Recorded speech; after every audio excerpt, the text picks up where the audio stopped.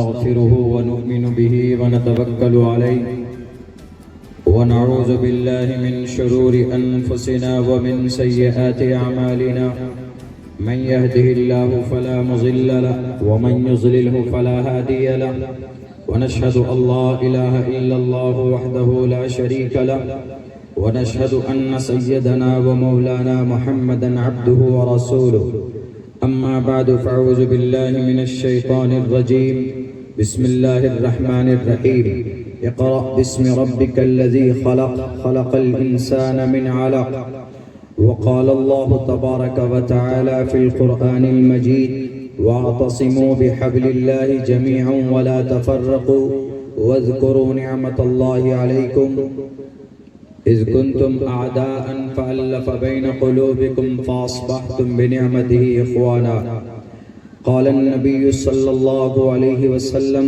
तलबुल इल्मि फ़रीज़तुन अला कुल्लि मुस्लिम औ कमा क़ाल अन्नबिय्यु अलैहि सलातु वस्सलाम।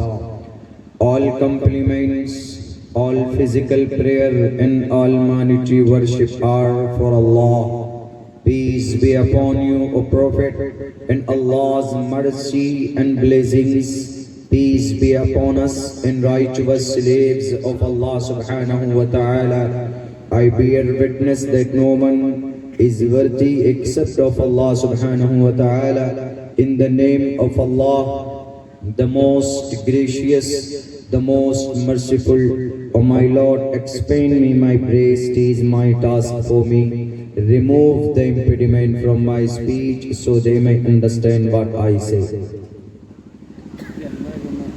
उदारा सर्व एवैते ज्ञानी तात्मेव मयिमतम् आस्थितः सहि युक्तात्मा मामेवामुत्तमां गतिम् बहुनाम जन्मनामन्ते ज्ञानवान् मां प्रपद्यते वासुदेवा सर्वमिति समहा आत्मा सुदुर्लभः। ओम सहना भवतु सहनो भुनक्तु सहवीर्यं कर्मामहे तेजस्वनावदीदवस्तु मा विद्विषावहे ब्रह्मानन्तमनादि विश्वकुर्दजं सत्यं परम शाश्वतं विद्या यस्य सनातनी निगम बिरदई। ओम शांति शांति शांति। सदर मुअज़्ज़ मुहतरम मुअज़्ज़ज़ मुहतरम हज़रात उलमाए किराम और इस पिंडाल में जमा होने वाले गयूर मुसलमानों, नौजवान साथियों, पर्दे में बैठी हुई हमारे समाज के इज़्ज़तदार माँ और बहनों, अज़मत कुरान के नाम पर यह कॉन्फ्रेंस मुनाक़िद की गई और 8 हुफ़्फ़ाज़ किराम की दस्तारबंदी भी होनी है। ज़्यादा लंबा वक्त भी नहीं है, इंशाअल्लाह मुख्तसर वक्त में अपनी बात मुकम्मल करूँगा, क्योंकि मेरी बात के बाद दस्तारबंदी का मुबारक अमल आपके सामने वजूद में आएगा। कभी उम्मीद है कि आप सब लोग दस्तारबंदी का मुबारक अमल में शरीक होकर और दुआ करके यहाँ से जाएंगे।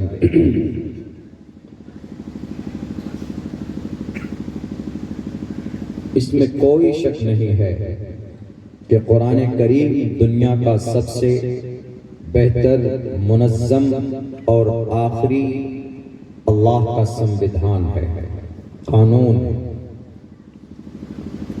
इस कुरान करीम की सबसे पहली आयत, पहली वही अल्लाह की तरफ से to the last messenger, to the last prophet Muhammad sallallahu alayhi wasallam tak that has been sent down to the earth, ज़मीन पर नाजिल की गई, वो है इक़रा बिस्मि रब्बिकल्लज़ी ख़लक़।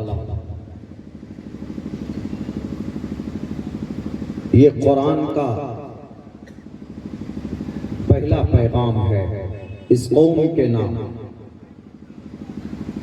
इक़रा पढ़ो।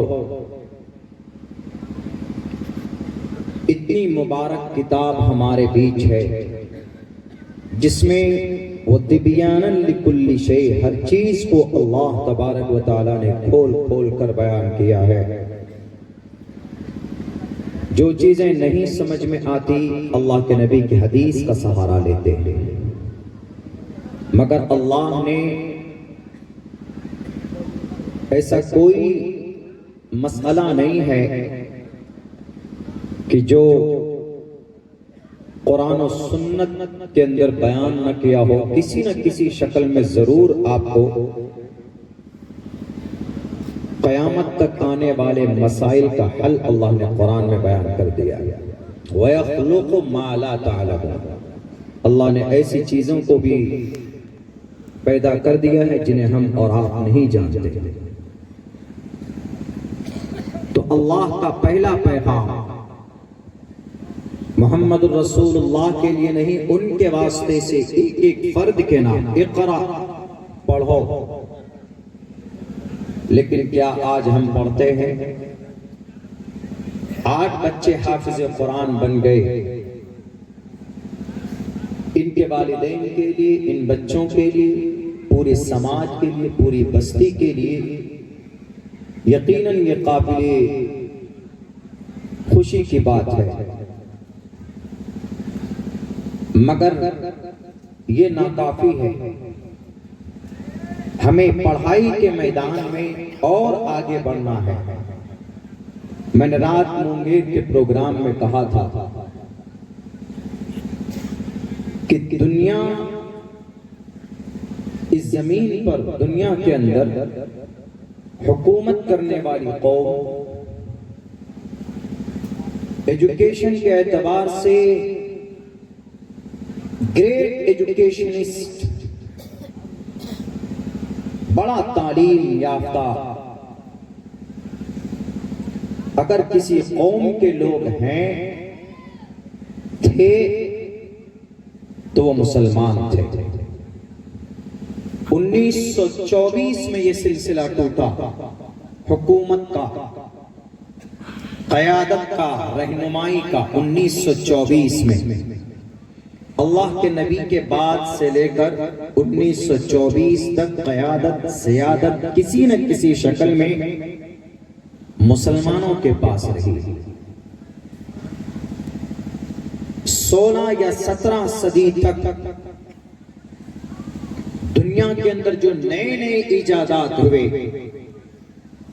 दुनिया के अंदर जो चीजें वजूद में आई है, जिनको लोग इस्तेमाल करते हैं, इन सब को वजूद में लाने वाला,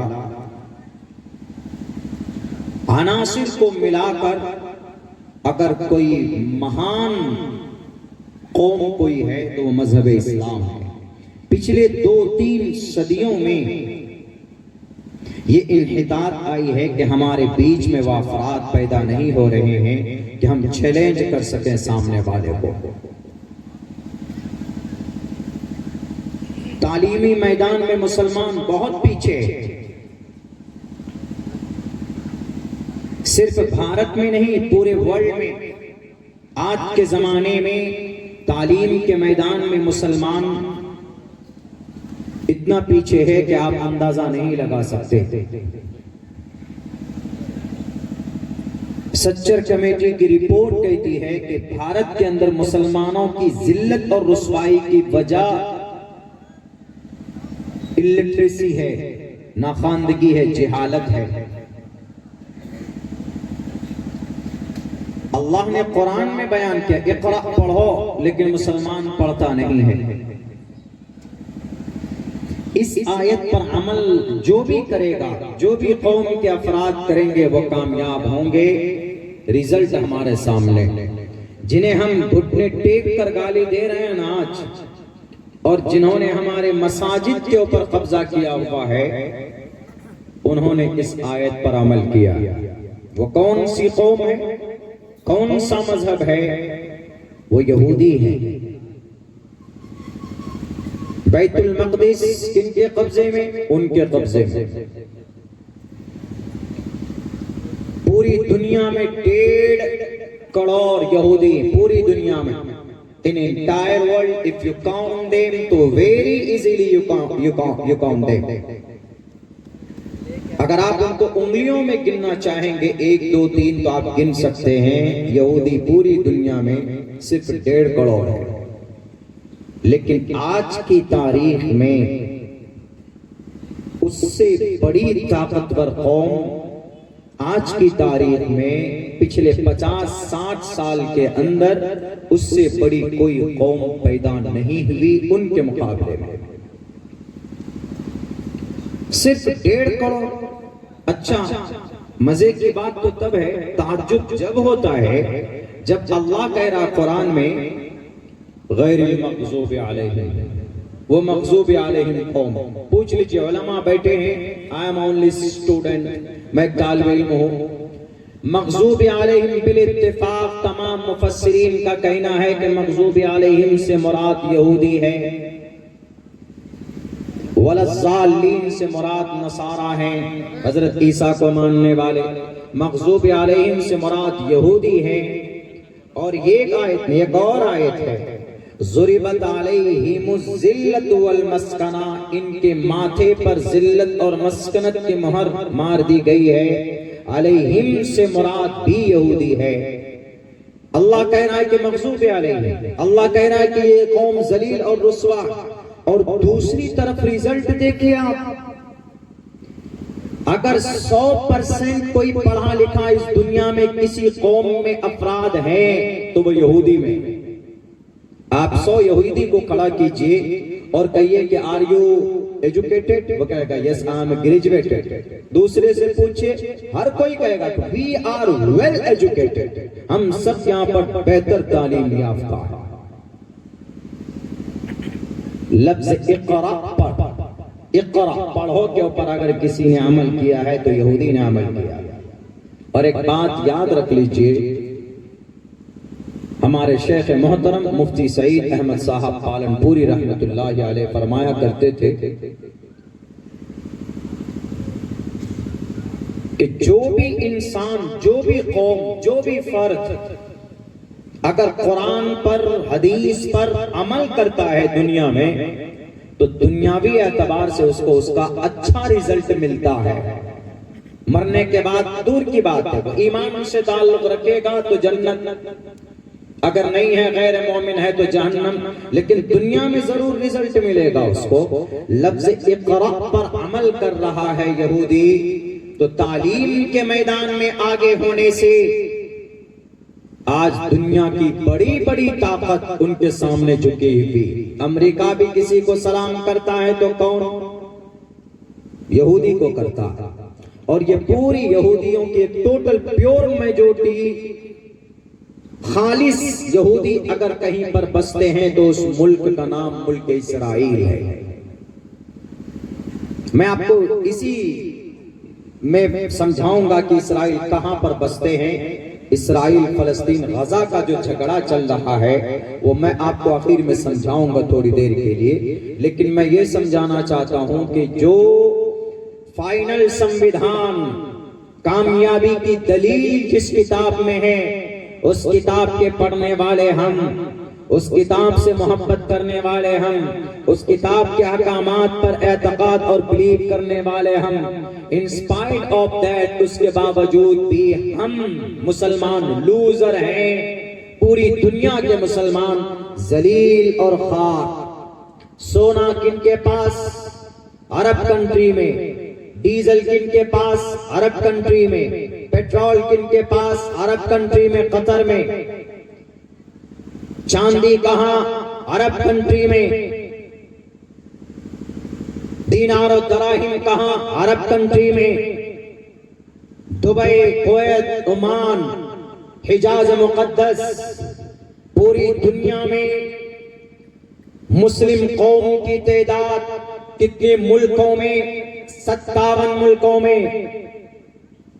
पूरी दुनिया में इस कौम की तादाद 1 अरब 98 करोड़, सन 2011 की रिपोर्ट। 1 अरब 98 करोड़, तकरीबन 200 अरब मुसलमान। लेकिन हवाओं के तरह में जमीन और आसमान का फर्क है। क्यों? वो इतनी मजबूत कौम क्यों है? अल्लाह ने कहा है ज़ुरिबत अलैहिमुज़्ज़िल्लतु वल मस्कना। अल्लाह ने कहा मग़ज़ूबि अलैहिम। 1947 तक उनकी कोई बस्ती भी नहीं थी। उनको कोई जगह भी नहीं थी 1947 तक, लेकिन 1947 में उस कौम को एक जगह दी गई। इसराइल के नाम से फलस्तीन के अंदर एक छोटी सी बस्ती बसाई गई। यूनाइटेड नेशन के जरिए अप्रूवल दिया गया कि तुमको अपनी जिंदगी यहीं से शुरू करनी है 1947 से। उससे पहले ये कौम कहीं पर एग्जिस्ट नहीं करती, उससे पहले इस कौम की कोई बस्ती नहीं थी। भीख मांग कर खाते थे ये, गुलामी करते थे ये। जर्मनी के हिटलर ने 6 लाख यहूदियों को गैस के चैम्बर में डालकर मार दिया था, कोई पूछने के लिए नहीं आया था। एक तरफ से अल्लाह तबारक व तआला के तरफ से जिल्लत मग़ज़ूबी अलैहिम, और दुनियावी एतबार से भी इनके पास वसाइल नहीं। लेकिन पिछले कुछ ही साल के अंदर इस कौम ने अपने अंदर ऐसी मेहनत की, अपने अफराद को इतना पढ़ा लिखा बनाया कि आज सुपर पावर ताकत झुककर अगर किसी को सलाम करता है तो वो यहूदी को सलाम करता। तिजारत की दुनिया में चले जाओ, तिजारत की दुनिया का बादशाह अगर कोई माना जाता है तो ये यहूदी माना जाता।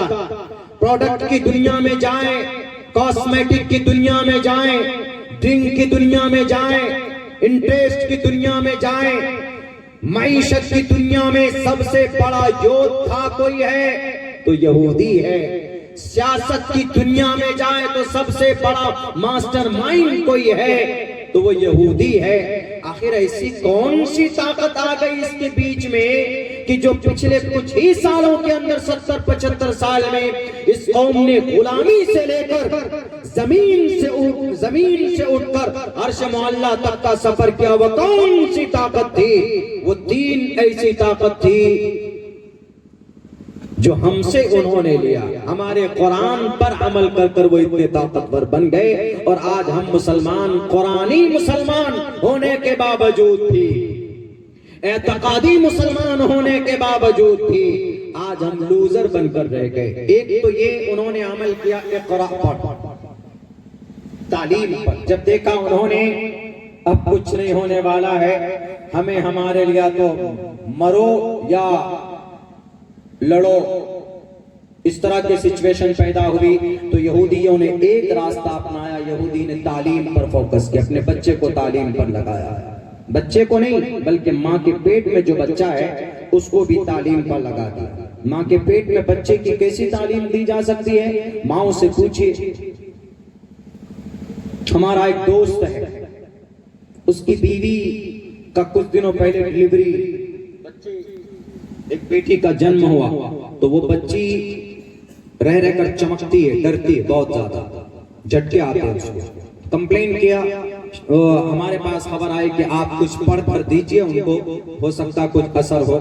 तो हमने कहा कि ठीक है पढ़ के देते हैं। फिर भी ठीक नहीं हुई, डॉक्टर के पास गए तो बेहतरीन डॉक्टर ने उनको कहा कि आपकी माँ, बच्चे की माँ जो है वो पहले डिप्रेशन में रहती थी क्या, डरती थी? कहा डिप्रेशन में रहती थी, कहा वही असर बच्चे पे है। माँ, बच्चा कोख में है, माँ जिन जिन चीजों का वो सेवन करती है, इस्तेमाल करती है, अफआल करती है, आमाल करती है, उनका असर बच्चे के माइंड पर पड़ता है। और यहूदी औरत, बच्चा पैदा होकर गोद में आता है, वो दूध भी पिलाती है, फीडिंग कराती है, तो भी वो मैथ के सवालात हल करती हैं। 2+2 = 4 ऐसे करते, ताकि बच्चे के कान में ये लफ्ज पहुंचे और इस तरह का जुमला जाए तो उसका दिमाग शार्प हो। एक सर्वे है, एक मेडिकल साइंस का सर्वे है कि यहूदी बच्चे इतने ज़हीन क्यों होते हैं। कहा गया है कि उनकी माँ के उन बच्चों की कोख में सही ढंग से परवरिश की जाती है, ख्याल रखा जाता है। यही वजह है कि बच्चा अगर पैदा होता है यहूदियों का तो आधा से ज्यादा शार्प माइंड बच्चा पैदा होता है। हम 5 क्लास पढ़ाने के बाद बच्चे को उस लेवल तक पहुंचाते, लेकिन यहूदी बच्चा जब पैदा होता है तो समझिए कि वो इतना जहन के अंदर जीनियसिटी, और इंटेलिजेंसी लेकर पैदा होता है, अकल लेकर पैदा होता है। जितना हम 5 क्लास पढ़ाने के बाद बच्चे को अकल देते हैं। लफ्ज़ इक़रा पर किसने अमल किया? यहूदी ने अमल किया। और हमारा बच्चा 10 साल का, 11 साल का Facebook, Twitter, WhatsApp, chocolate day, cake day, pizza day, friendship day, Valentine's day, happy birthday, ये सब मनाने में रहते हमारे बच्चे, इन्हीं चीजों में रहते हैं। यहूदी का बच्चा ऐसा नहीं करता। लफ्ज़ इक़रा पर अमल करने वाला कौन? आज के जमाने में यहूदी। तो अल्लाह तबारक व तआला ने जीनियसिटी उनके अंदर दी, तालीम पर वो अमल करते। और किसी कौम को, मुर्दा कौम को अगर जिंदा करना हो तो तालीम जरूरी है। इसीलिए मैं भारत के अंदर हिंदू समाज से भी कहता हूं, उमूमन हमारे इस देश के अंदर हमारे जितने भी सनातन धर्मी स्टूडेंट हैं, हमारे नौजवान, उनके दिमाग में जिहालत भर दी गई, नफरत भर दी गई। उनको कहा गया कि मुसलमान कहीं पर नमाज पढ़ता हुआ दिखे तो जय श्री राम का नारा लगाओ, मुसलमान कहीं पर अल्लाह का नाम लेता हुआ दिखे तो वहां पर भारत माता के जय कहो, वहां पर उनको डिस्टर्ब करो। एक जगह सफर यही लखनऊ की तरफ से घर जाना था, एक कोच में हम बैठे, तबलीगी जमात के साथी, नमाज का वक्त हुआ तो उन्होंने वजू करके नमाज पढ़ना शुरू किया। 2 साथियों की जमात बनाई उन्होंने, तो पीछे कुछ तालिबे इल्म थे बैठे हुए, तो उन्होंने हनुमान चालीसा गूगल से निकाल कर पढ़ना शुरू किया, जय हनुमान ज्ञान गुण सागर। और दूसरा मोबाइल लेकर वो पढ़ता, जय हनुमान ज्ञान गुण सागर। 4 तालिबे इल्म थे, वो हिंदू समाज से थे, सनातन धर्मी थे वो नौजवान, चारों पढ़ते रहे। हमने देखा कि भाई ये क्या हो रहा है। अचानक आवाज आने लगी, उधर कुरान पढ़ा जा रहा था और इधर ये बच्चे हनुमान चालीसा पढ़ रहे हैं। तो हम उनके पास गए, जाकर बैठे तो हमने कहा कि भाई What do you recite? And before some time, कुछ देर पहले आप लोग क्या पढ़ रहे थे? उन्होंने मुझे देखकर देखा कि चेहरे पर दाढ़ी है, तो उन्होंने देखकर ये कहा कि मौलाना it's freedom, it's my job, ये हमारा अधिकार है, हम पढ़ सकते हैं लाउडली एंड क्लियरली। हमने कहा yes you can, but you are not able to, you can not disturb the traveller and other person and some person. किसी को तुम परेशान नहीं कर सकते, किसी को तुम डिस्टर्ब नहीं कर सकते। वो लोग अपने धार्मिक इबादत में लगे हुए हैं, नमाज पढ़ रहे हैं, अपनी सीट पर पढ़ रहे हैं, रास्ते को भी ब्लॉक नहीं किया हुआ है, तो उनको आप परेशान करने के लिए ऐसा कर रहे हैं। बोला नहीं कि this is my prayer time, ये भी हमारे भक्ति का टाइम हो गया। हमने कहा ठीक है, पढ़ो, देखिए भक्ति कितनी है, पढ़िए जरा, सुनाइए। I want to listen Hanuman Chalisa from your mouth, from you, हम तुमसे सुनना चाहते हैं, जरा सुनाओ तो तुम्हारा हनुमान चालीसा, देखते तुमको याद है भी कि नहीं। तो कहता यस आई कैन, सुना सकता हूँ, we are able to tell you from the beginning to the end, शुरू से आखिर तक सुना सकता हूँ मौलाना। जय हनुमान ज्ञान गुण सागर, इतना पढ़कर दूसरे को मोबाइल देता, ले भाई तू पढ़ आगे।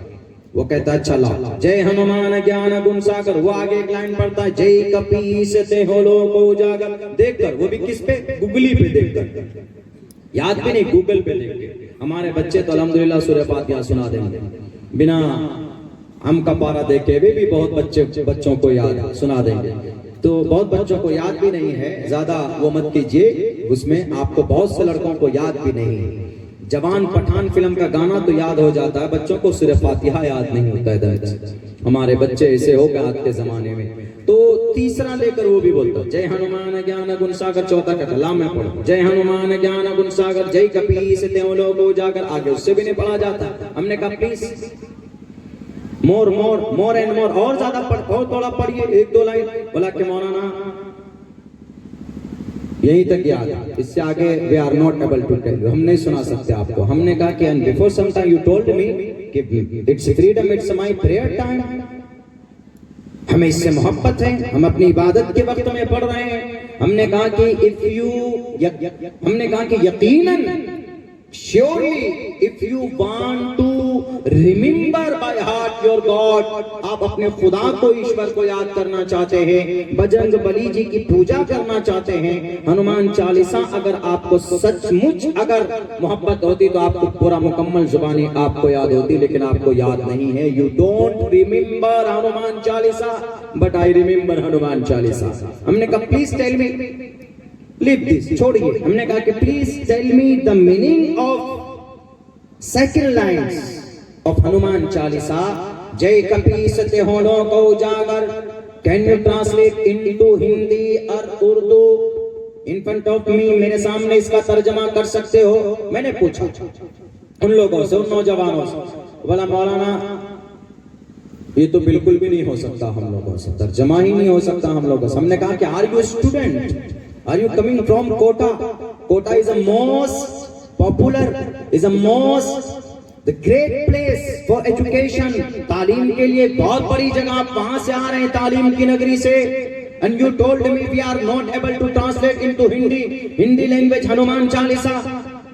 हमने कहा कैसे भक्त हैं फिर आप, फिर क्यों पढ़ रहे थे अभी चीख कर, चिल्ला कर, जय कपीस त्योहारों को उजागर, इसका मीनिंग मालूम नहीं है आपको, और आपको एक से 2 लाइन 3 लाइन याद नहीं है। हमने कहा I am a Maulana, I am also student but I remember Hanuman Chalisa, Gayatri मंत्र, इन श्रीमद् भगवत गीता, इन ऋग्वेद, इन यजुर्वेद, इन सामवेद, इन अथर्ववेद, इन लास्ट मैसेंजर, अंतिम महर्षि, अंतिम संदेष्टा, कल की अवतार से श्लोक, इन लॉट ऑफ श्लोक I remember by heart all from your book, authentic books. हमने कहा आई कैन टेल यू जय हनुमान ज्ञान गुण सागर, जय कपीस त्योहारों को उजागर, रामदूत अतुलित बलदामा, अंजनी पुत्र पवन सुत नामा, कंचन वरन वराज सुबेशा, कानन कुंडल कुंचित केशा।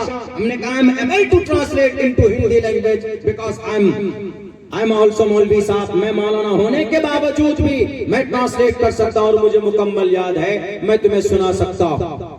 हंसने लगे, बोला मौलाना इट्स नॉट मैटर, कोई मसला नहीं है। हम लोग असल में ये है कि हम लोग तालिब इल्म स्टूडेंट पढ़कर आ रहे हैं, हमारा एक सीनियर है, my one senior person, senior friend, and he told me every day, he used to tell me every day, हर दिन वही बताता था कि मुसलमान कहीं नमाज पढ़े, उनको कहीं टोपी और दाढ़ी वाले को देखो तो फौरन तुम हनुमान चालीसा पढ़ना शुरू कर दो, तो उनसे तुम्हारी रक्षा हो जाएगी। हमने कहा कि कोई आलिम, कोई टोपी, कोई दाढ़ी वाला क्या डाकू है, जल्लाद है जिन्हें देखकर हनुमान चालीसा पढ़ते हो? हनुमान चालीसा तो भूत भगाने के लिए पढ़ा जाता है, हनुमान चालीसा तो आत्मा को भगाने के लिए पढ़ा जाता है, विघ्नहर्ता हनुमान चालीसा इसलिए पढ़ा जाता है। आपको नहीं मालूम, you don't know about your Hanuman Chalisa, Hanuman Chalisa के बारे में नहीं जानते। उन्होंने कहा कि नहीं मौलाना, हमें तो ऐसे ऐसे बताया गया कि हनुमान चालीसा जब पढ़ो, जब कोई मुसलमान नमाज पढ़े, जब कोई मुसलमान को अजान पढ़ता हुआ देखो, जब किसी मुसलमान को टोपी और दाढ़ी और मुशर्रा लिबास में देखो, तो उनके सामने में भारत माता की जय का नारा लगा दो, जय श्री राम का नारा लगा दो, ताकि तुम्हारी प्रोटेक्शन हो उनके जरिए। हमने कहा कि ये गलत, और ये दिमाग में तुम्हारा भूसा भरा गया, तुम्हारे दिमाग को, तुम्हारे ब्रेन को वॉश किया गया। कहीं किसी भी किताब में ये बात लिखी भी नहीं है कि कोई मुसलमान ईश्वरीय ग्रंथ को पढ़ो या हनुमान चालीसा को जोर जोर से पढ़ो। अगर यकीनन ईश्वर को याद करना है, ईश्वर के प्रिय मित्र बनना है तो पढ़ो प्रश्नोत्तरी के उस मंत्र को बताना अपने उस सीनियर दोस्त को, जिसमें कहा गया है कि हे वो ब्रह्मगति स्थांति सत्संगति दान विचार दोषा, if you want to close your god, your lord, your परमात्मा, अगर तुम अपने खुदा के करीब होना चाहते हो तो खुदा के विशेषताओं का जिक्र करो, उनके अच्छे पुण्य का, उनके अच्छे नामों का जिक्र करो, और उनके अच्छे सिफात का जिक्र करोगे तो वो खुश होकर तुमको करीब करेगा।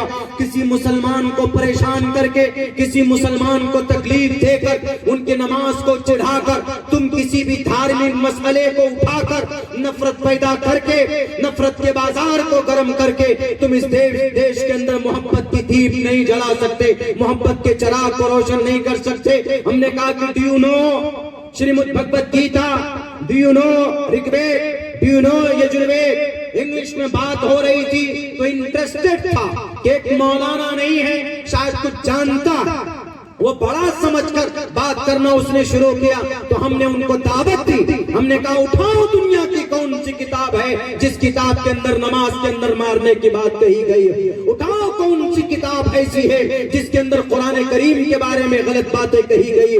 गलत बात कहने वाला बदलने वाला खुद बदल गया, बदलने वाला खुद उनके अकीदे बदल गए, उनका धर्म बदल गया, उनके परिवार बदल गए। वो रिजवी साहब जितेंद्र त्यागी हो गए जो कुरान को बदलने चले थे। अल्लाह की लाठी ऐसी होती है कि आवाज नहीं होती। हमने कहा कि आप गलत सोचते हैं हमारे मसले के बारे में, हमारी शरीयत के बारे में, हमारे कुरान के बारे में और हमारी नमाजों के बारे में, वरना खुदारा नमाज तो एक जरिया है अल्लाह तबारक व तआला के करीब होने का, वरना ये अल्लाह का एक फरमान है, अल्लाह तबारक व तआला का एक ऑर्डर है। कहीं पर भी नहीं कही गई है ये बात कि भाई मुसलमान नमाज पढ़ता हुआ देखे तो तुम जय श्री राम का नारा लगाओ।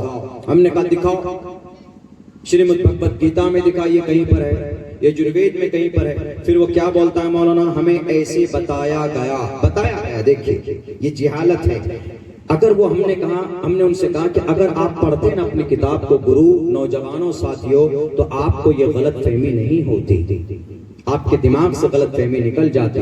तो उन्होंने कहा कि मौलाना यही नहीं, आपके कुरान में जो 24 आयत है उन आयतों को जो निकालने की बात कही गई है हमें वो भी बताया गया है। आपके कुरान में है ना, कई जगह पर कुरान में क़िताल जिहाद है हिंदू के खिलाफ। हमने कहा रे भाई हिंदू के खिलाफ कहां पर है? बोला है ना, देखिए आपके कुरान में हिंदुओं के माल को लूटो और खाओ, फकुलू मिम्मा गनिमतुम, फकुलू खाओ मिम्मा गनिमतुम, लूटो हिंदुओं के माल। हमने कहा क्या गलत तर्जमा कर रहे भाई, and this is a misunderstanding brother, it is not truth, ये सही नहीं है, this is misunderstanding about the Quran. फकुलू इट्स ऑर्डर, मिम्मा गनिमतुम it is not mean to लूटो, मिम्मा गनिमतुम का तर्जमा लूटो नहीं है। बोला फिर क्या है? हमने कहा मिम्मा गनिमतुम का तर्जमा बताएं। दो बादशाह लड़ता है, एक जीतता है, हार